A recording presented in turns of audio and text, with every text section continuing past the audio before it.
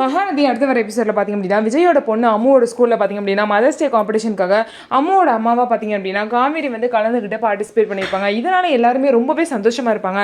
இதனால் பார்த்திங்க அப்படின்னா விஜய் தாத்தா விஜயோட சித்தி எல்லாரும் பார்த்திங்க அப்படின்னா காவேரிக்கு ஒரு சாரீ எடுத்து சாமி முன்னாடி வச்சு கொடுப்பாங்க. காவேரியை அவங்ககிட்ட ஆசீர்வாதம் வாங்கிட்டு அந்த சாரியை வாங்கிப்பாங்க. அதுக்கப்புறம் விஜய்க்கு ஒரு வேலை இருக்குன்னு சொல்லிட்டு நான் வெளியே போகிறேன், அது வரைக்கும் நீங்கள் அம்மு கூட இருங்க, நான் வந்து உங்களை வீட்டில் ட்ராப் பண்ணுறேன்னு சொல்லிட்டு விஜய் வெளியே போயிடுவார். அம்மு கூட பார்த்திங்க அப்படின்னா உட்காந்து ரூமில் வந்து பேசிகிட்டு இருப்பாங்க.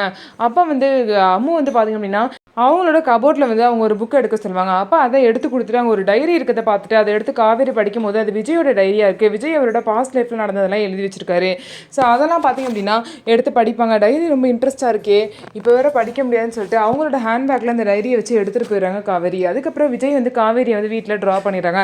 ட்ரா பண்ணதுக்கப்புறம் விஜய் வீட்டில் பார்த்திங்க அப்படின்னா காவேரியோட அக்கா அப்படின்னு சொல்லிட்டு எல்லோரும் ஃபேமிலியாக உட்காந்து சாப்பிட்டுட்டு இருக்காங்க. அவங்கக்கிட்ட போய் இந்த சாரியை வந்து காமிக்கிறாங்க. சாரி சூப்பராக இருக்கே, நீ கட்டினப்போ ஃபோட்டோ எடுத்து அவங்களுக்கு மறக்காமல் அனுப்பு அப்படின்னு சொல்லிட்டு சாரதாமாவும் சொல்கிறாங்க. அதுக்கப்புறம் நிவின் வராங்க.